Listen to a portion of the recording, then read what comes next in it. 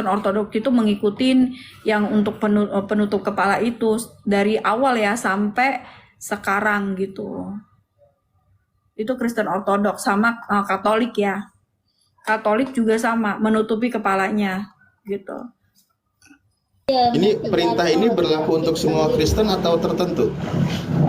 Yang mengikuti ininya, ajarannya yang menutupi kepala itu. Tetapi kan di situ kan ada dinyatakan bahwa kepala ini, rambut ini yang menutupi kepala gitu. Makanya jangan sampai botak perempuan. Kalau perempuan udah botak itu udah menyalahgunakan firman Tuhan. Itu bunyinya jelas loh. Iya. Enggak, di 1 Korintus ini perintahnya untuk semua Kristen atau untuk golongan tertentu? Untuk yang mengikuti ininya, kalau misalkan kita mau mengikuti itu kan bukan kewajiban. Nah, kalau misalkan enggak 1 Korintus berapa? 1 Korintus 11. Loh, kalimatnya harus loh, perintah loh Mbak Eca. Ayo, pilihannya ditudungi kepalanya sehingga rambutnya tidak ada atau dibotakin.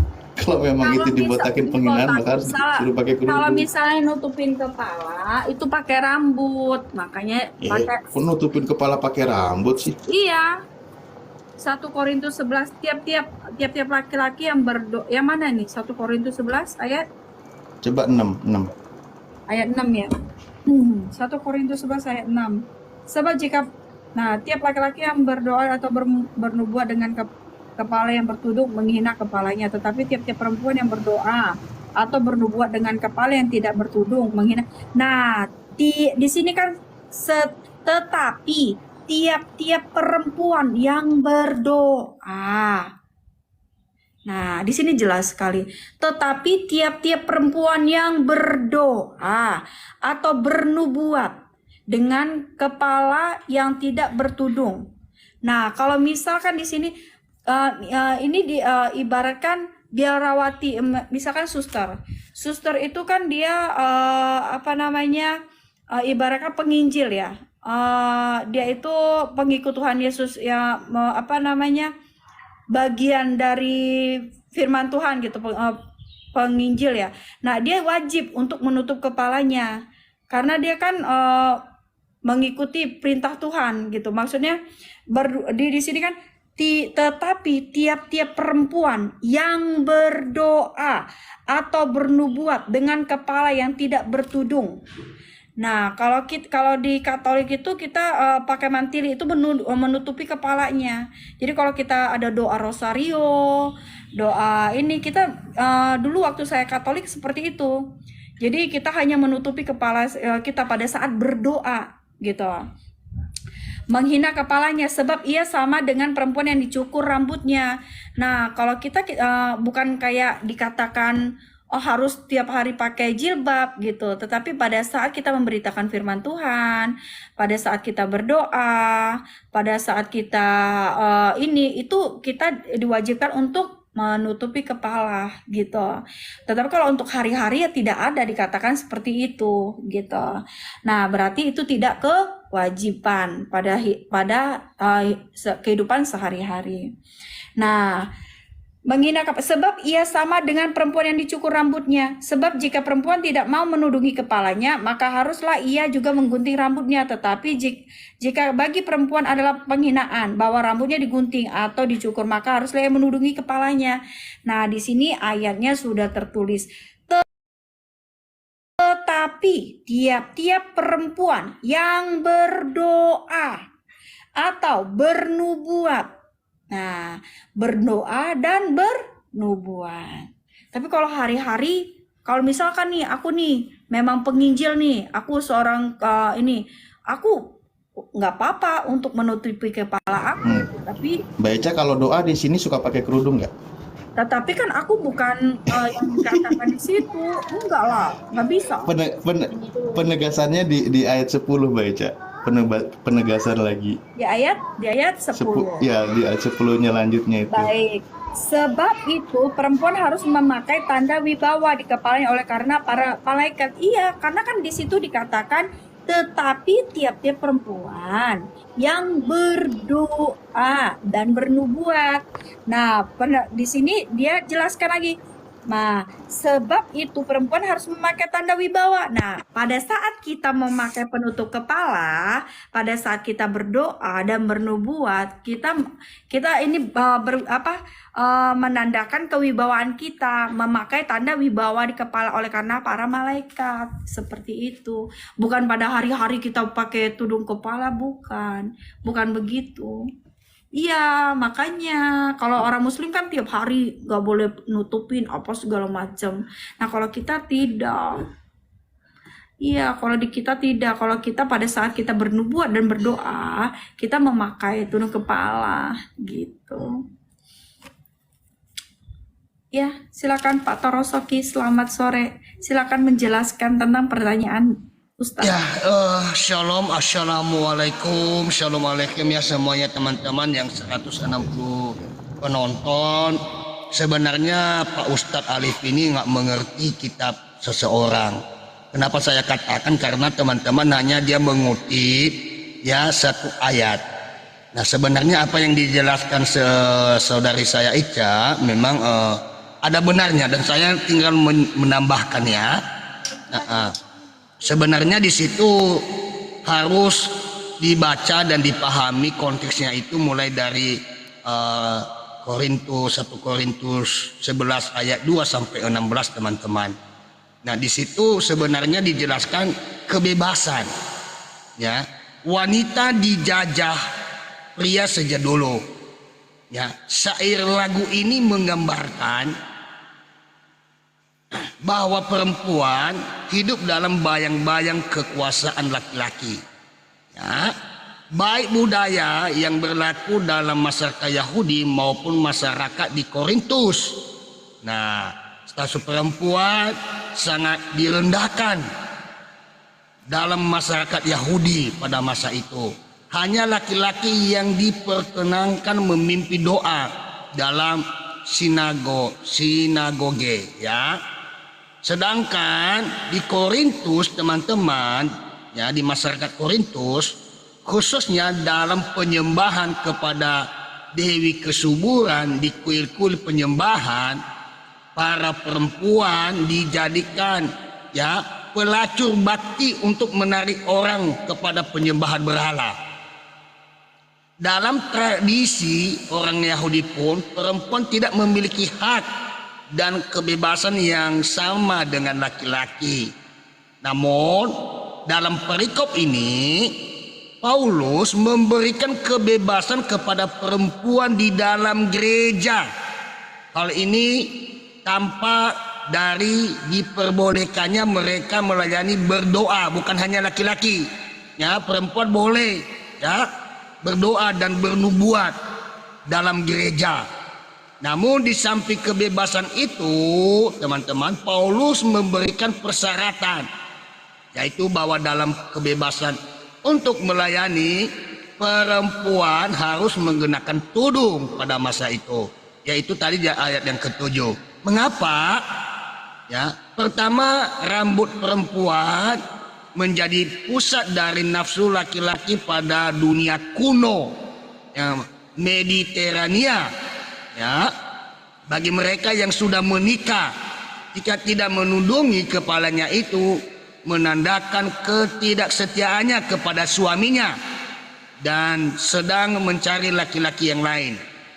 Mereka akan menjadi sama para perempuan, ya, sama dengan perempuan tunasila yang memang sedang mencari laki-laki.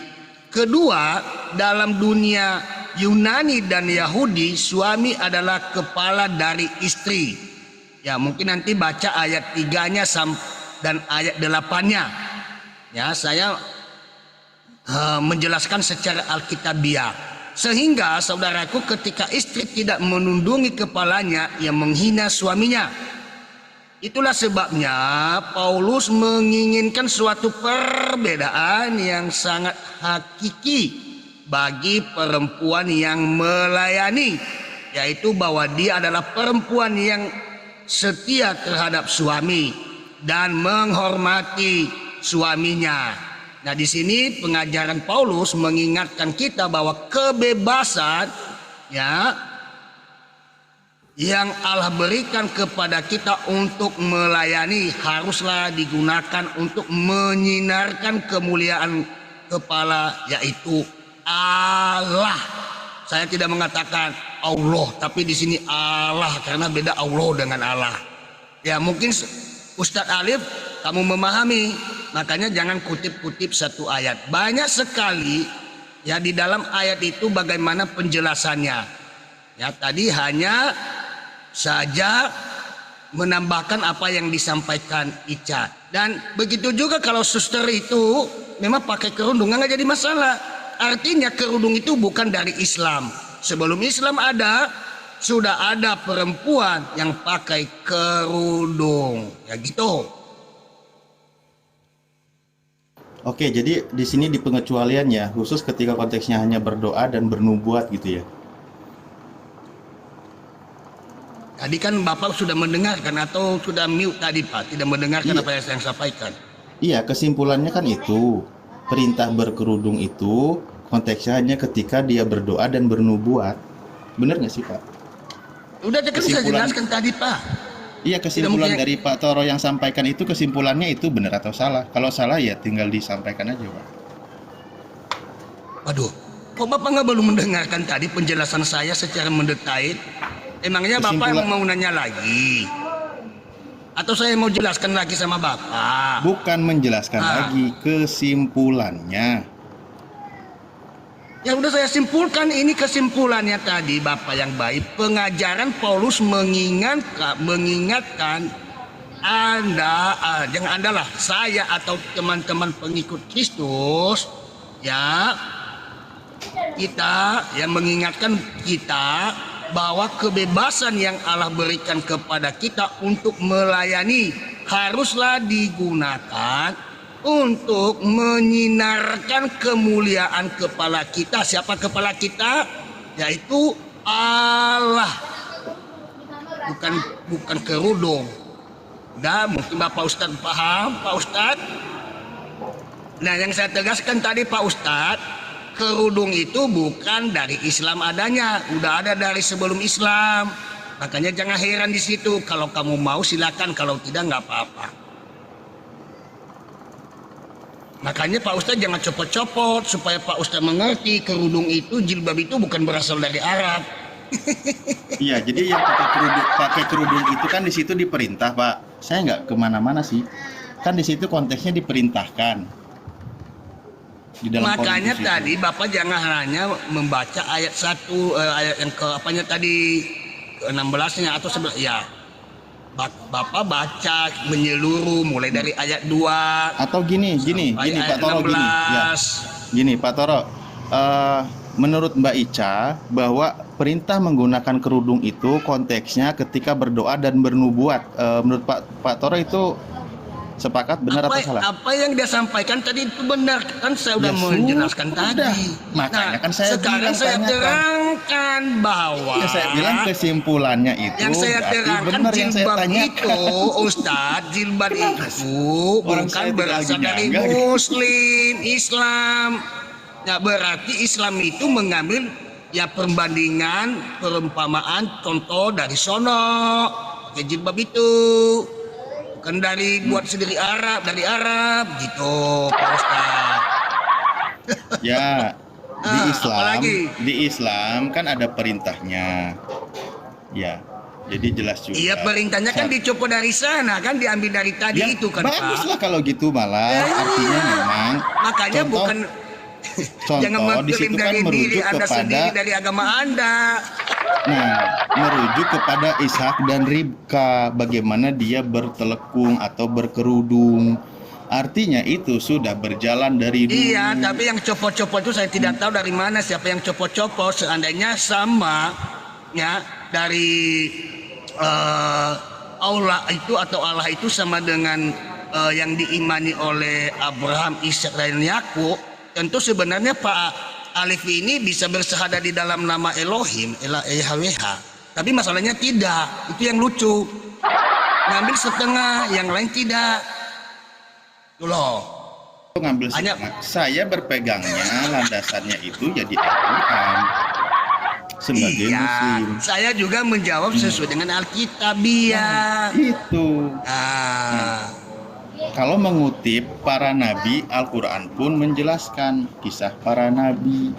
Nah, begitu makanya ketika tadi kalau Kristen di situ kan di Korintus itu kan saya juga baca tafsiran tuh. Nah, sebagaimana juga mengisahkan Ribka dan Ishak gitu. Dia juga berkerudung Ribka itu begitu. Nah, itu bagus contohnya gitu. ya iya, yang baik-baik diambil, tapi hanya sebagian, tidak diambil semua. Makanya iman Bapak Ustadz ini tidak sempurna kalau tidak beriman kepada Taurat, Zabur dan Injil. Masalahnya, masalahnya Pak Ustadz sering sekali dikatakan itu palsu, tapi dipakai ayat kalau ada pertanyaan. Itu yang lucu. Yang setengah-setengah pakai itu siapa sih? Justru tadi Pak Pendeta yang menjelaskan. Loh, itu Ya, kan dari tadi hanya saya menggunakan mengutip jilbab Al-Quran. itu hanya Saya ketika kan menjawab berdoa dan Alkitab. bernubuat. Kalau di Islam itu bagi perempuan wajib menutup auratnya. Itu bukan hanya konteks berdoa, mau dia keluar rumah, setiap dia keluar rumah dan seterusnya dia itu menggunakan jilbab. Begitu konteksnya. Kenapa Yang setengah kalau orang Kristen pakai, kenapa yang kamu repot kalau dipakai? Kalau yang kita nggak jadi bilang masalah, itu setengah-setengah bukan menggunakannya siapa? Tadi Bapak bukan bilang. itu suatu jangan jaminan masuk setengah-setengah. surga, Pak Ustadz. Pakai jilbab tidak pakai jilbab, perempuannya itu ya bukan suatu jaminan masuk surga. Menjadi jaminan itu kekristenan, yaitu percaya Yesus Kristus adalah Tuhan dan Juru Selamat dalam hidupnya, dan dia membaptiskan dirinya, dimateraikan. Cuman konsekuensinya ketika dia perempuan itu berdoa tapi tidak pakai kerudung, maka itu suatu penghinaan. Lebih baik dibotakin daripada dia kelihatan Itu rambutnya. menurut kamu, kalau Loh, menurut dia ayatnya. senang pakai itu. Loh, ayatnya Makanya gimana sih? Kan tadi ayat Anda, bukan ayat saya. iya, kamu kan nggak mengerti. Kalau memang dia mau pakai jilbab is oke. Kalau tidak nggak apa-apa, karena itu bukan suatu jaminan Loh, untuk bukan masuk masalah tidak surga. apa-apanya, Kan yang Pak kita Toro. cari ini, Ustadz, yang kita Pak cari Toro, Pak ini adalah tentang jaminan keselamatan yang betul-betul mengajak kita ya menteladani yang kita teladani itu untuk masuk surga. Nah, Iya, makanya bukan masalah ngomongin masuk surganya dulu. Ayat tertulisnya. ya Ini ayat tertulisnya. kamu berkeliling hal-hal yang dunia yang tidak ada kepastian. Dunia itu hancur, semuanya itu tidak ada faedahnya. Bukan gitu. Haruslah ini ya, sebab jika perempuan tidak mau menudungi kepalanya, maka haruslah ia juga menggunting rambutnya. Jadi kalau perempuan tidak mau menutupi rambutnya, itu disuruh digunting rambutnya. Ya tuh, udah, habisin. rambut dari sono digunting aja, dibotakin, jangan ajak-ajak kita. Saya Lah tadi itu sudah ayat kitab menjawab. Anda kok lagi Iya. dibantah gimana sih? Iya, kan saya udah jawab, itu suatu bukan jaminan untuk masuk surga. Nggak ngomongin surga, enggak. Ini ngomongin tentang aturan, tata tertib, kan gitu. Ya saya udah menjawab dan saya sudah menjelaskan, dan itu Lah, tidak ada iya. manfaatnya Yang ngomongin tentang masuk surga jilbab. itu siapa? Tetapi, Makanya saya bilang, tetapi jika bagi perempuan adalah penghinaan bahwa rambutnya digunting atau dicukur, maka haruslah ia menudungi kepalanya. Pilihannya tuh dua. iya benar. Mau Saya pakai udah katakan dan kerudung saya atau sudah dibotakin rambutnya, menjelaskan. Saya udah kepalanya. menjelaskan, tetapi kalau Anda masih bingung, wajar karena kamu tidak beriman di kitab suci saya. Tadi saya menjelaskan kepada Anda, Ustadz, bahwa itu bukan suatu jaminan untuk masuk surga. Jaminan masuk surga itu melalui Yesus Kristus. Macam cara pakai jilbab, tidak pakai jilbab itu tata cara di dunia ini, dan tidak ada hubungannya tentang keselamatan. Nah, makanya kalau Pak Ustadz menerangkan dan memahami sebenarnya 1 Korintus 11 ayat 6 itu, makanya buka hati dulu Ya, tadi saya mengutip satu mulai dari ayat 2 sampai 16. Nah, di sini saya akan menjawab sesuai apa yang dijelaskan saudari saya Ica tadi, ya, di dalam 1 Korintus 11 ayat 6. Demikian sabda Tuhan, ya. Di konteks itu, Ustadz, haruslah ia menundungin kepalanya. Kenapa? Pada zaman Paulus, ingat ya Ustadz ya, jangan tanya lagi ya. Pada zaman Paulus, wanita menundungin kepalanya untuk menunjukkan kesompanan dan sikap tunduk kepada suaminya, ya, dan demi menyatakan martabatnya. Nah, terus tudung itu mengandung arti bahwa ia harus menghormati dan dihargai sebagai wanita. Nah, tanpa tunduk, ya, ia tidak memiliki martabat. Itu dulunya zaman Paulus. Kaum pria tidak menghormati wanita pada waktu itu yang tidak memakai tudung karena mereka seolah-olah meremehkan dirinya di depan umum secara memalukan. Demikianlah Ustadz, tudung itu berfungsi sebagai sesuatu tanda harga diri dan kemuliaan wanitanya sebagaimana Allah telah menciptakannya. Nah, ingat sekali lagi Ustadz, itu zaman Paulus ya. Nah, sekarang kenapa ketawa Ustadz? Ini penjelasan secara Alkitabiah, ya, jangan ketawa dong. Aku pahami. Dengar aku dulu. pahami. Ya, dengar Aku dulu. paham. Kalau kamu pahami, pasti kamu tidak bertanya lagi. Nah, prinsip di balik pemakaian tudung, ya, pemakaian tudung ini sampai sekarang masih diperlukan. Nah, itu tadi udah dijelaskan oleh si Ica. Ada yang memeluk, yang memakai seorang wanita Kristen harus, ya, berdandan dengan sopan dan dengan hati-hati.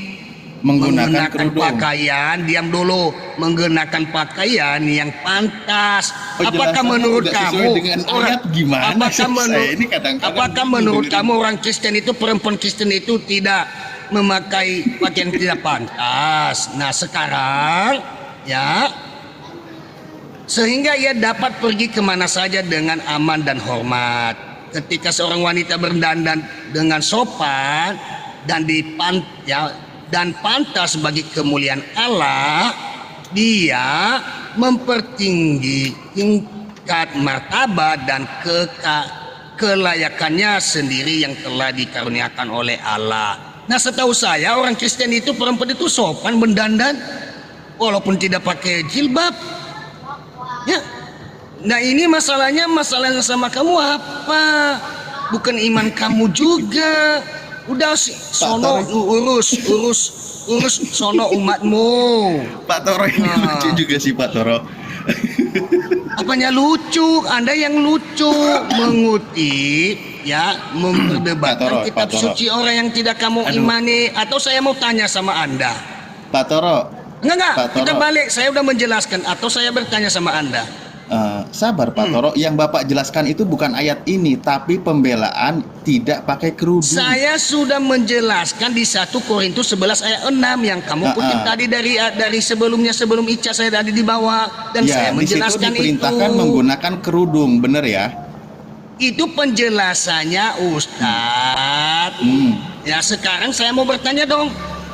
Kamu terima? Oke, tidak terima, nggak masalah. Kalau kamu sakit hati, ya, itu penyakit lu, derita lu, bukan derita saya. Sekarang mau saya bertanya. Bukan. Kenapa? Bukan masalah gitu, Pak Toro. Maaf saya bilang tadi. Kan tadi sudah dibilang. Udah saya jawab. Terserah kamu terima atau tidak terima, itu bukan urusan gua. Ya, itu sesuai dengan kan ayat yang kamu kehendaki, ya. Dengan 1 Korintus 11 ayat 6 itu, Ica tadi telah memberikan dan saya hanya menambahkan. Nah, sekarang boleh saya bertanya enggak? Ya, berarti untuk berdoa dan bernubuat wajib pakai kerudung karena konteksnya bukan untuk keseharian. Itu derita lu, kamu terima atau tidak terima, itu iman kami. Sekarang saya mau bertanya. Kalau begitu berarti itu konteksnya gitu loh. Waduh, kamu nggak paham Ustadz, kitab saya. Ya, jangan lagi mau mengarang-ngarang yang tidak-tidak. Saya sudah menjelaskan ke Anda sesuai dengan ayat itu. Kamu menerima atau tidak, nggak ada masalah buat saya. Kalau kamu tidak menerima, itu derita lu karena kamu tidak beriman. Nah, Ya, sekarang udah Bukan, jangan Pak Toro, diprotes lagi. Izinkan saya bertanya. Ya boleh Atau mau silakan. nanya lagi. Boleh Mau nanya. silakan bertanya. Yang saya tidak mempermasalahkan mau pakai kerudung atau tidak pakai kerudung buat orang Kristen. Yang dibahas adalah bagaimana ayat yang tadi itu dijelaskan. Maka tadi penegasannya adalah ketika dia sedang berdoa atau sedang bernubuat itu. Nah, maka seorang wanita, berarti konteksnya itu kan dibikin spesifik. Wanita Kristen Iya, itu tanpa kamu jelaskan, saya udah jelaskan tadi. Tidak mungkin saya ulangi yang saya jelaskan. Nah, sebentar dong. Nggak tadi mungkin. Itu kan Loh. walaupun kamu menjelaskan. Anda menjelaskan. Ya udah Maka saya jelaskan saya tadi. coba. Udah saya jelaskan. Ya udah, kalau kamu tidak terima itu dari lalu ini kitab suci saya. Ya bukan dan masalah itu tidak caranya. terima. Bukan masalah tidak terima. Ya Bukan udah, masalah ngapain tidak lagi terima. kalau tidak terima? Ya udah, nggak apa-apa. Ya Nggak bukan masalah tidak Ya terima. udah. Kalau nggak Ya, terima nggak makanya apa-apa. dengerin dulu pernyataan saya. Masalah terima atau tidak terima itu urusan lain. Ya saya tidak mau dengarkan lagi kecuali kalau ada pertanyaan yang lain. Loh, Begitu. bukan. Yang mau saya sampaikan itu salah atau tidak gitu loh. Itu loh, Pak. Saya sudah Santai aja menjelaskan lah, santai tadi, aja, santai yaitu aja. pada zaman Paulus wanita menundungi kepalanya untuk menunjukkan kesompanan. Itu zaman Paulus. Dan saya Oh, sudah khusus zaman menjelaskan Paulus. secara detail tadi. Nah, makanya kalau kamu terima, oke. Kalau tidak, itu derita lo. Itu Bukan berlakunya derita khusus saya. untuk zaman Paulus. Nah, sekarang saya akan menjawab sesuai dengan itu, atau mau saya tambahkan lagi ayatnya? Gimana, Bukan mau? dong, saya tanya. Nah. Ayat ini berlakunya untuk zaman Paulus saja.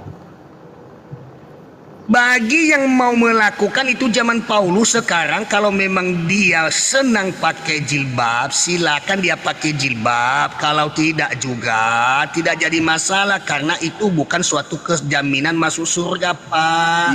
Itu dalilnya gimana? Karena kata Paulus lebih baik dibotakin rambutnya daripada tidak pakai jilbab, tidak Iya, ditutup jadi aja di kepalanya. zaman Paulus aja, Pak. Nah, Loh, karena itu tidak ada. kemuliaan.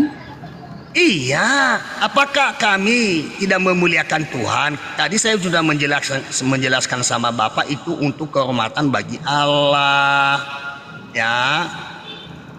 Nah, mungkin Pak Ustadz ini nggak mengerti, nggak pahami. Coba buka lagi Ustadz, baca Ulangan 5 ayat 18. Ayo baca, Ikro. Bacalah. Enggaklah, kenapa kamu takut mau membaca? Kamu kan mau belajar sesuai dengan konteks yang kamu kehendaki. Ayo Ya, baca, Anda mau Ikro. ngejelasin kenapa saya suruh nyari?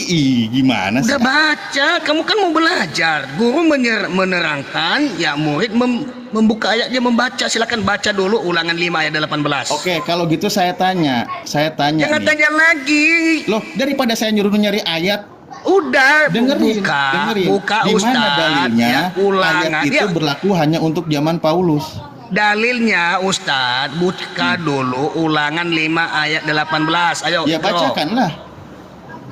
Nah, kamu mau belajar, kenapa kamu tidak mau baca? Catat. Ayo. Nggak mau Ayo, saya. ayo. Nggak mau. Kenapa takut? Takut. Loh.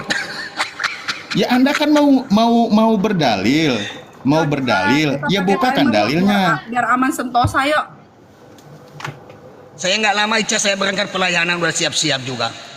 Saya bacakan aja, saya nggak lama Ica, karena saya sudah mau berangkat pelayanan. Saya bacakan ya Ustadz, semoga nanti terbuka hatimu. Bilangan 5 ayat 18.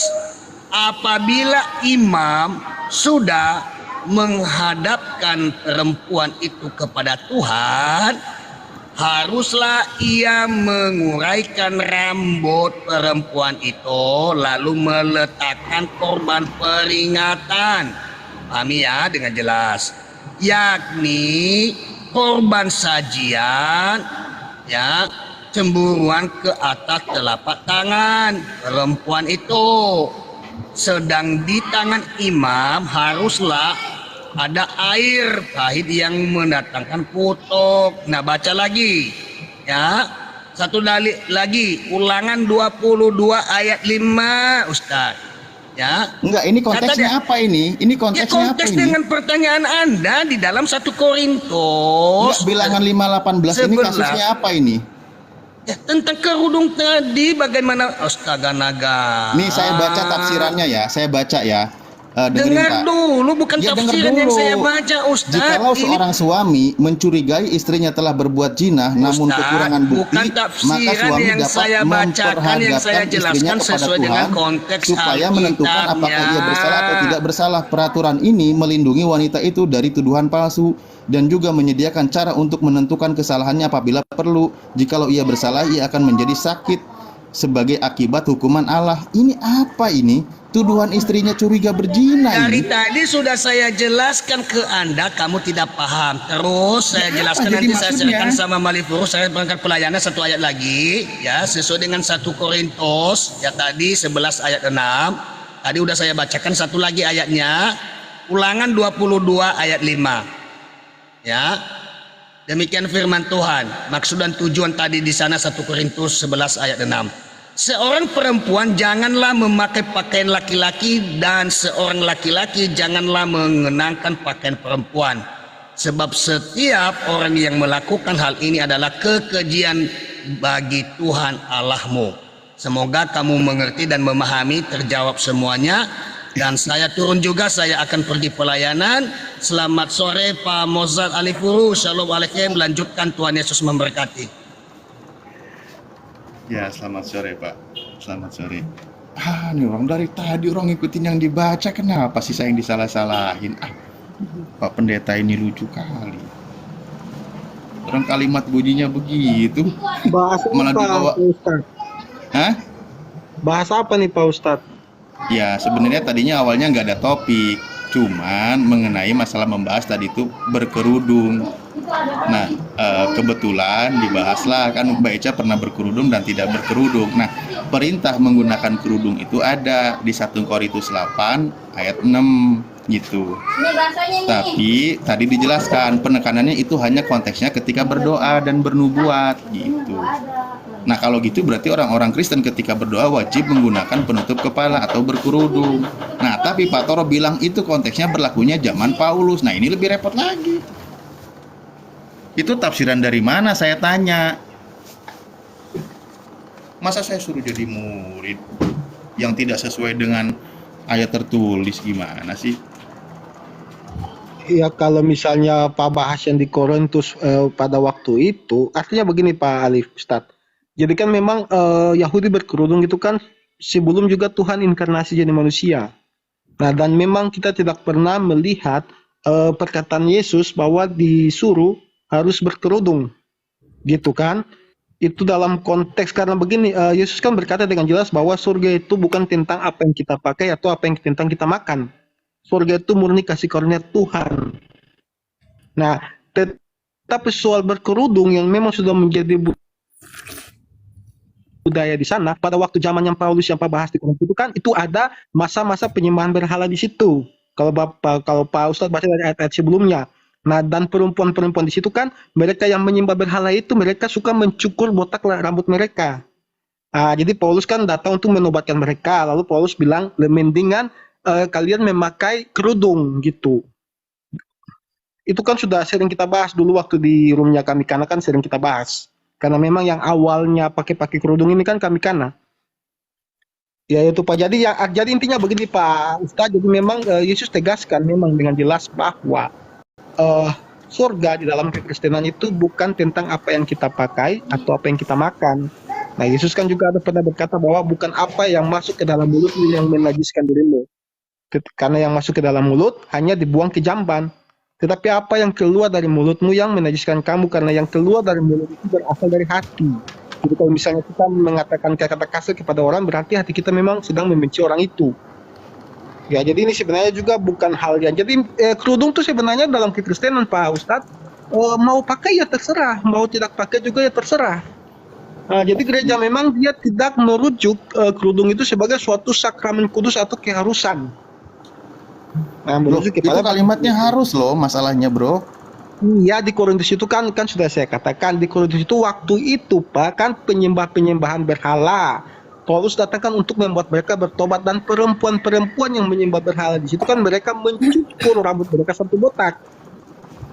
Nah, makanya Paulus bilang Coba kan coba bahkan coba Bang Mojat, maaf, coba dibaca dulu ayatnya biar sama-sama kita dengar. silakan. Ayat mana tadi kayak coba dibaca? 1 Korintus 11 ayat 6.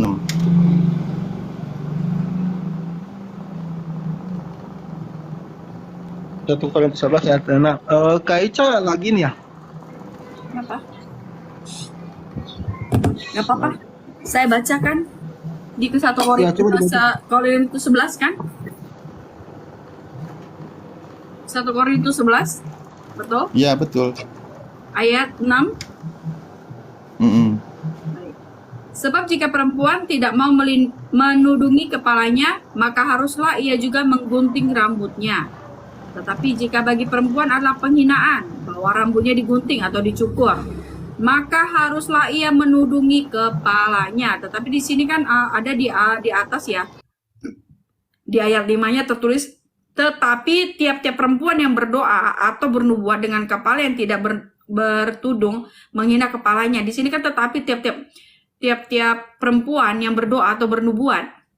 Nah, karena kan kita harus membaca dari atas ke bawah, nggak boleh kita ngambil sepotong ayat begitu. Karena kalau kita ngambil sepotong ayat yang ada artinya berbeda dengan maknanya, gitu sih. Iya begini Pak Ustadz. Jadi kalau Pak Ustadz kita baca ya, kita baca dari ayat ke-5 betul yang dikatakan Kak Ica. Tetapi tiap-tiap perempuan yang berdoa atau bernubuat dengan kepala yang tidak bertudung menghina kepalanya sebab ia sama dengan perempuan yang dicukur rambutnya. Jadi di situ kan tadi saya jelaskan konsep waktu itu perempuan-perempuan penyembahan berhala. Ini kan kalau Bapak baca dari ayat ke-10, Israel sebagai suatu peringatan perikopnya dari ayat ke-8 ini tentang persembahan berhala. Jadi memang di situ di jemaat di Korintus itu kan perempuan-perempuan ini kan mereka yang suka menyembah berhala. Makanya nanti ada ayat juga bahwa tidak boleh perempuan yang mengajar di depan umum karena apa? Karena Yuli nanti kita meeting bilang. Suruh kumpulin iya. Ada juga nanti kalau Pak Ustadz temukan ayat, nanti juga Paulus juga melarang perempuan untuk mengajar di depan di depan jemaat, pertemuan jemaat. Nah, jadi kalau kita baca dari konteks 1 Korintus ini kan surat Paulus untuk jemaat di Korintus. Saat itu kalau Pak baca dari pasal pertama. Dari pasal pertama tuh jadi ini Paulus ini menuliskan surat kepada jemaat di Korintus waktu itu karena maraknya penyembahan-penyembahan berhala dan penyembahan-penyembahan berhala itu seringkali dilakukan oleh perempuan. Nah, makanya Paulus menegaskan perempuan tidak boleh mengajar dan sebagainya karena namanya suami kan kalau istri ngomong pasti ikut. Takutnya nanti jemaat-jemaat nanti mengikuti istri mereka. Karena penyembahan berhala sini dari istri. Lalu yang mereka yang menyembah berhala itu sering mencukur botak rambutnya, Pak. Ini konteks surat 1 Korintus ini Pak Ustadz. Silakan Ya, Pak. Bang Mozart. Ya, Bang Mozart. Sebenarnya saya sedang tidak mempermasalahkan hal yang lebih ini ya. Maksudnya gini, bagaimana pertanggungjawaban menjelaskan ayat tertulis di kitabnya Bang Mozart. Karena begini, itu suatu penekanan dan penegasan perintah kepada wanita ketika ia berdoa, itu konteksnya ya, ataupun bernubuat. Karena itu penekanannya itu sangat tegas dan itu menunjukkan sebab perempuan harus memakai tanda wibawa di kepalanya oleh karena para malaikat. Jadi perempuan itu harus menggunakan tanda wibawa yaitu menggunakan kerudung kan gitu. Oke kan buat Kristen dipahaminya cukup ketika berdoa. Ya berarti harus ketika berdoa menggunakan kerudung. Kalau memang kan buat kawan Kristen bilang khusus kalau di luar berdoa bebas kan gitu. Is okay, itu silahkan, itu keyakinan Anda. Ya saya bilang intinya memang yang tidak perlu dibantah adalah ketika berdoa maka perempuan untuk orang-orang Kristen itu kan wajib menggunakan kerudung karena harus menggunakan tanda kemuliaan kan gitu, atau tanda wibawa ya, tanda wibawa kan konteksnya begitu, konteksnya. Saya tidak akan membahas tentang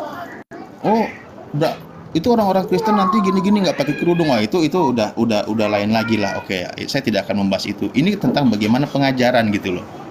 Ya. Masalah pengamalannya kan kembali kepada masing-masing nanti.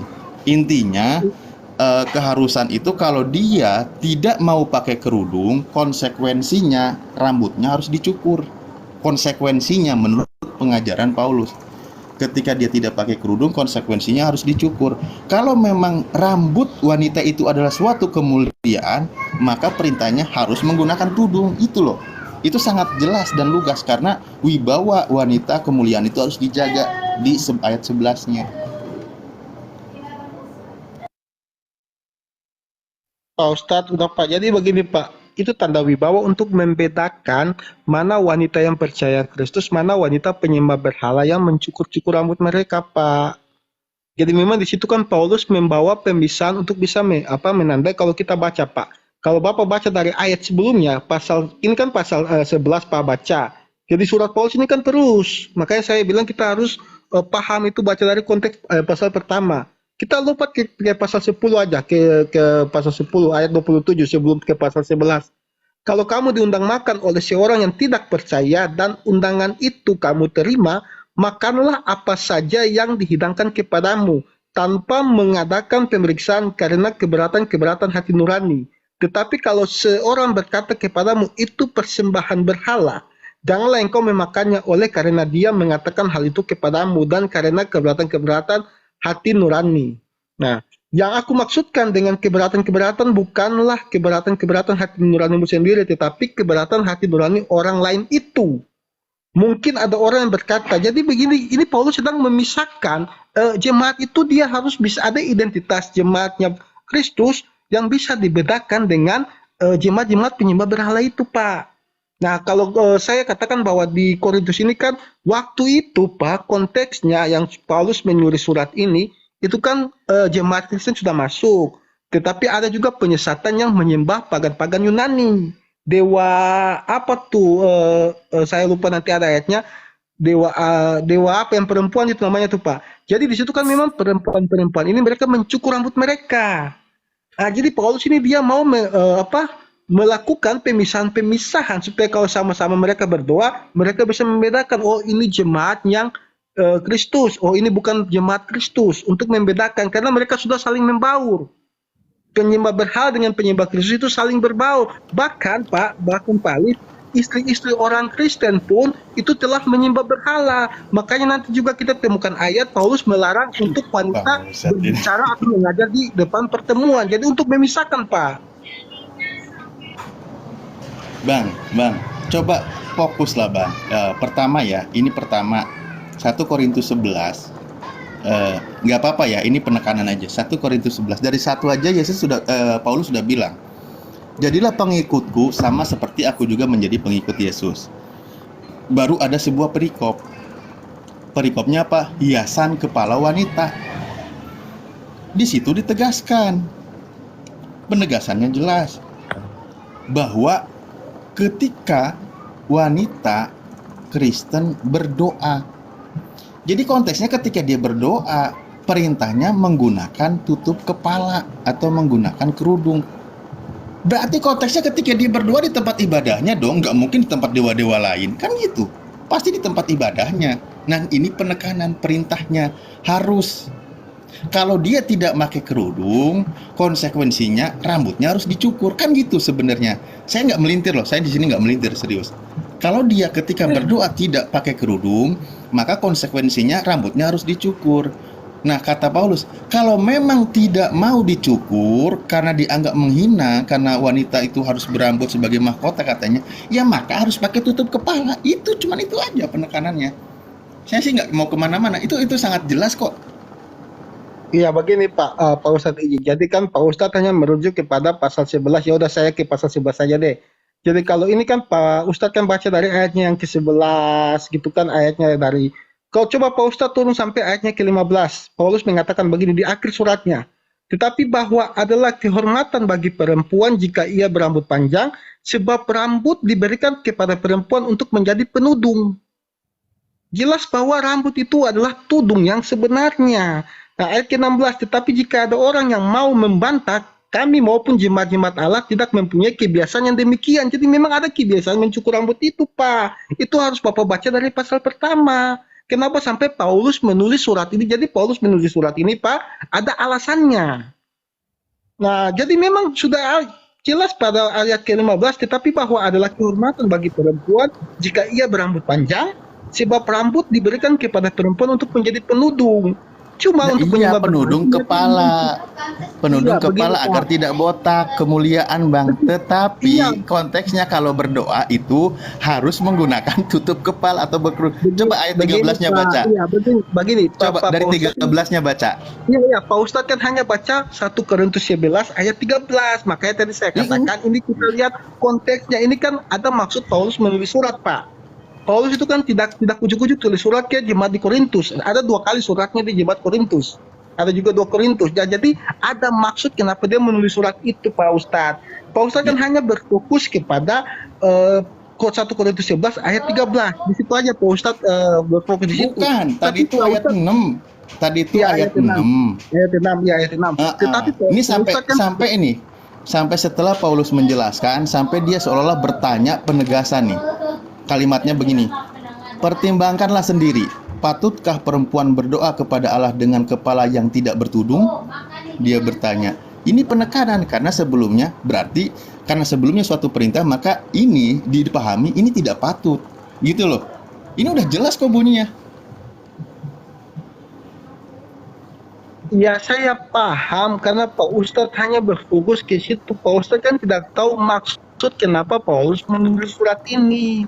Sudah saya jelaskan Pak Ustadz kan maksud Paulus menulis surat ini karena maraknya penyembahan-penyembahan berhala yang juga masuk kepada istri-istri dari jemaat-jemaat di kekristenan, Pak.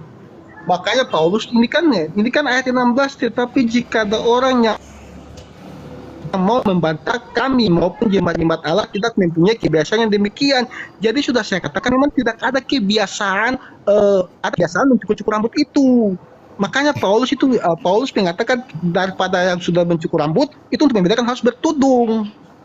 Tetapi kan ayat 15 itu sudah jelaskan Pak, sebenarnya bertudung itu adalah rambut manusia perempuan itu sendiri. Suaranya Tetapi putus-putus. penyembah berhala di situ mereka seringkali mencukur rambut mereka, Pak. Makanya di sini Paulus mau membedakan jemaat Kristus dengan jemaat yang bukan Kristus, penyembah berhala itu, Pak Ustaz.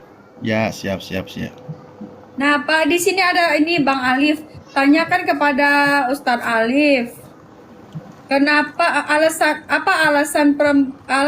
perempuan Islam pakai kerudung katanya? Oh, perintah. Ada ayatnya. Ada Di ayat berapa, Ustadz? sebentar. Itu ada di surah Al-Ahzab ada dan di surah An-Nur juga ada. Kalau saya coba sampaikannya, misal saya baca di surah Al-Ahzab ayat 59. Sebentar. Bahwa Bismillahirrahmanirrahim. Panjang sekali nih. Gak apa-apa, ini artinya aja Bang, biar supaya paham. Oke, sebenarnya ada beberapa ayat ya, surat An-Nur dan surat Al-Ahzab. Pertama, Bismillahirrahmanirrahim, ya ayyuhan nabi kulli azwajika wa banatika wa nisa'il mu'minina yudnina 'alaihinna min jalabihinna dalika adna ayu rafuna sebentar saya kecil banget. Ayu rafna fala yudain wa kanallahu ghafurun rahima. Artinya, wahai Nabi, katakanlah kepada istri-istrimu, anak-anak perempuanmu, dan istri-istri orang mukminin, hendaklah mereka menutupkan jilbabnya ke seluruh tubuh mereka. Yang demikian itu agar mereka lebih mudah untuk dikenali, sehingga mereka tidak diganggu, dan Allah Maha Pengampun, Maha Penyayang. Lalu di surah An-Nur ayat 31, dan katakanlah kepada para perempuan yang beriman agar mereka menjaga pandangannya, memelihara kemaluannya, dan janganlah menampakkan perhiasannya, auratnya, kecuali yang biasa terlihat, dan hendaklah mereka menutupkan kain kerudung ke dadanya dan janganlah menampakkan perhiasan auratnya kecuali kepada suami mereka atau ayah suami mereka atau dan seterusnya panjang lah. Intinya perintahnya itu ada menggunakan jilbab. Itu sih. Makanya ketika ada perintah ya bukan ngomongin tentang masuk surga atau neraka. Perintah itu ketika dalam keyakinan maka ya harus dilaksanakan. Ketika larangan ya harus dijauhi, kan konteksnya begitu.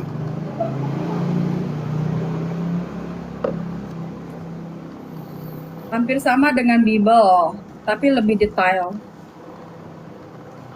Ya, mungkin. Di Bible di kotak gitu. Nanti Nah. malam udah jadi. Apa kelanjutan diskusinya ini? Kalau mau ditanya lagi nggak apa-apa. Oke. Ada yang mau tanya lagi, Bang Mozart? Kalau ada yang mau tanya, boleh naik ya. Ini ada Bang Mozart ya. Bang Mozart, Ustadz Alif tentang tentang keislaman boleh ya. Kalau misalkan ada yang mau tanya silakan. Tapi mumpung ada Ustadz ini Ivan Kocan pintu hadiah. Nggak usah ngomong Ustadz lah, panggil nama Alif aja nggak apa-apa. Tapi Ustadz kan bener? Kan saya manusia biasa Ya tapi kan ada ininya kalau pendeta yang boleh. masih berlumur dosa. Kan tapi kan tetap aja kalau misalkan kita itu menghargai suatu itu kan mendapatkan gelar ustadz itu bukan sembarangan. Ya makanya saya takut, mendingan panggil aja nama aja nggak apa-apa. Bro Alif ya. Ya Atan, ada yang ingin ditanyakan Atan sama Bro Alif dan Bro Muzat?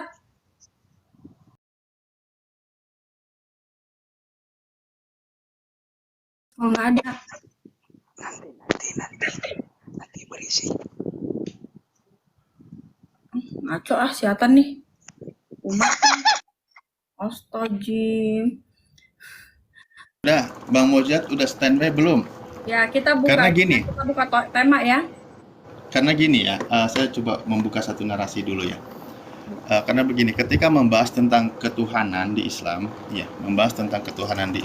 bahwa sudah tidak bisa sesuatu yang diganggu-gugat kalau sudah dikatakan bahwa tidak ada yang semisal dengan dia. Bahkan dalam satu kajiannya, penjelasannya dari sahabat Sayyidina Ali mengatakan bahwa ketika kamu membayangkan sesuatu, menggambarkan sesuatu, apapun itu yang ada di dalam kepalamu, maka itu bukan Tuhan. Ketika engkau membayangkan sesuatu tentang Tuhan ada di kepalamu, maka itu bukan Tuhan. Karena memang sudah disampaikan Tuhan itu tidak sama dengan makhluknya. Nah, poinnya begitu. Misal kalau mengutip, ketika mengutip kitabnya Bang Mozart yang sering kita bahas juga kita diskusikan, baik membahas tentang di 2 Samuel atau di Yesaya dan lain sebagainya, di Ulangan, di Bilangan itu kan, bahwa Tuhan itu sejak dari dulu kala tidak ada yang sama dengan dia, tidak ada yang setara dengan dia, tidak ada lagi Tuhan yang lain selain aku. Itu kan banyak sekali kalimat-kalimat seperti itu. Oke. Baik. Nah, sorry. Tetapi di situ itu perkataan Nabi Muhammad kan? Di ayat Al-Quran. Iya, ayat Al-Quran itu kan perkataan Nabi Muhammad kan? Perkataan sesuai dengan apa yang diwahyukan, intinya firman Tuhan. Nah, oke deh, silakan. Susah, mendingan gak usah ikutan. Bukan, aku takutnya gini, bukan apa? Kalau dikatakan tadi kan Ustadz Alif bilang gini, tidak boleh kalau di pemikiran kita. Nah, itu kan perkataan, itu kan tadi Ustadz Ali bilang itu perkataan dari Al-Quran. Nah, tetapi perkataan Al-Quran itu kan dari perkataan dari Nabi Muhammad kan. Nah, makanya tidak boleh diganggu-gugat kan. Apakah benar itu perkataan dari Allah? Itu jadi aku berpikir gini, kenapa mesti harus Nabi Muhammad Maaf ya Nabi Muhammad, aku minta maaf. Aku hanya ingin ini aja. Nah, kalau misalkan gitu Nabi Muhammad itu adalah perkataan Allah, kenapa mesti dikatakan ini tidak boleh diganggu gugat apa segala macam gitu? Ya seharusnya ya berjalan gitu aja gitu. Kalau misalkan lu percaya, syukur, nggak percaya, udah itu urusan lu sama Allah, yang Maha Kuasa gitu. Nah, tetapi di sini kenapa dipaksa untuk kita percaya gitu? Itu kan pemaksaan namanya, bahwa kita harus percaya ucapan di situ gitu. Berarti kan kalau misalkan kita sudah berkata begitu, berarti ada something wrong begitu yang harus kita pecahkan gitu. Nah, yang harus kita pecahkan apakah itu benar perkataan Nabi Muhammad, apakah atau benar itu perkataan Allah gitu. Karena kalau memang itu perkataan Allah, itu tidak akan terucap seperti itu gitu, untuk memaksa orang supaya harus percaya bahwa itu adalah perkataan Allah. Itu sih ini hanya Siap, saya siap. minta maaf ya gitu Ya, ya. siap. Iya, Nah, nggak apa-apa, lebih kritis tapi lagi nggak apa-apa, seru kok. Nggak iya, apa-apa, lanjut. jadi saya pikirnya seperti itu, tapi kembali lagi kepada diri masing-masing. Nah, kami menghargai keputusan perkataan Nabi Muhammad yang sudah dituliskan gitu. Jadi ya emang begitu ya begitu. Tetapi kalau misalkan saya yang makhluk awam begitu ya mempertanyakannya seperti itu. Kalau misalkan kita sudah memaksakan, berarti ada something wrong yang belum terpecahkan. Apakah itu benar perkataan Allah atau hanya sekedar omongan dari Nabi Muhammad yang harus kita ikutin gitu, karena kan di situ belum tahu nih apakah benar itu perkataan Allah atau enggak gitu sih. Jadi aku berkira gitu. Saya minta maaf ya, maaf ya Nabi Siap, siap. Muhammad kalau misalkan ini cuman ini karena kan Tuhan itu menciptakan akal dan pikiran, dan kita bisa berpikir dong gitu untuk hal-hal yang seperti apa. Tetapi kalau misalkan itu di luar nalar, ya kita tidak boleh untuk meneruskan pikiran kita, karena itu udah melampaui batas gitu. Tetapi kalau misalkan memang itu perkataan Nabi Muhammad dan seperti kepercayaan dari umat Muslim, ya kita menghargai itu, gitu aja sih. Oke. Ya, jadi kan begini, ketika membahas tentang murni kalam Allah atau firman Allah, maka itu adalah ketika apa yang disampaikan, konsekuensi orang beriman itu wajib mempercayai sepenuhnya. Wajib percaya sepenuhnya. Sebagaimana juga Mbak Ica, orang yang mengimani Bible sebagai firman Tuhan, Mbak Ica wajib mengimani sepenuhnya, kan gitu.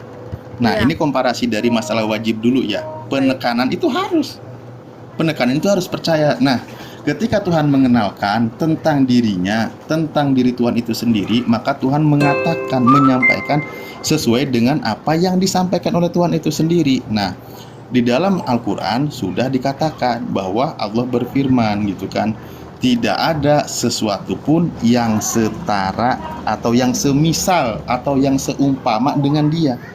Nah, artinya kalau sudah dikatakan begitu, maka ini dasarnya. Kalimatnya sederhana, mudah dipahami, dan tidak perlu diperumit lagi. Satu kata kunci ini kan gitu, bahwa ketika di surat Al-Syu'ara ayat 11 itu Tuhan sudah berfirman bahwa tidak ada sesuatu pun yang semisal, yang seumpama, yang setara dengan dia, maka itulah yang wajib kami imani. Oh, Ya. berarti sesuatu ketika ada yang digambarkan oleh seseorang, maka itu bukan Tuhan. Karena Tuhan sudah mengatakan tidak ada sesuatu yang semisal. Manusia tidak akan bisa menjangkau tentang zat Tuhan atau esensi Tuhan itu nggak akan ada yang bisa menjangkaunya. Ya. Karena Al-Quran sendiri Tuhan sudah mengabarkan bahwa la tudrikul absor, aku tidak akan dijangkau oleh pandangan manusia gitu loh. Nah, makanya ketika Tuhan sudah bilang begitu, manusia tidak akan bisa menjangkaunya. Nah, lalu kita nggak bisa nih mengganti-ganti apa atau merubah, memaksakan sesuatu yang sudah disampaikan, karena Tuhan itu sudah menyampaikan kesempurnaan itu, sehingga dia sudah juga menegaskan. Misal saya mengutip ada di surah Al-An'am gitu kan, ayat 115, Bismillahirrahmanirrahim, wa tamat kalimatu rabbika sidqa wa adla la mubadila li kalimatih wa wasamil alim, bahwa telah sempurnalah kalimat Tuhanmu, maksudnya Al-Quran gitu ya, sebagai kalimat yang benar dan adil, tidak ada yang dapat merubah kalimatnya, dan dialah yang maha mendengar lagi maha mengetahui. Maka kalimat yang sudah Tuhan sampaikan itu jangan dirubah-rubah gitu loh. Ya. Sesuai dengan ketetapan dari Tuhan itu yang sudah disampaikan oleh Nabi kami, ya begitulah, jangan dipaksa dirubah. Makanya ketika Tuhan kami menyampaikan Allah itu esa, tempat bergantung seluruh makhluknya, tidak beranak dan tidak diperanakan, dan tidak ada yang semisal atau setara atau sekupu dengannya, maka sudah. Itu sudah kalimat mudah dicerna, mudah dipahami, baik dari anak-anak TK maupun sampai anak-anak lulusan sarjana kan gitu ya. Karena kalimat yang sangat prinsip itu wajib bisa mudah dipahami oleh anak-anak kecil sekalipun ketika dia belajar kitab atau belajar memahami agamanya. Begitu. Oke,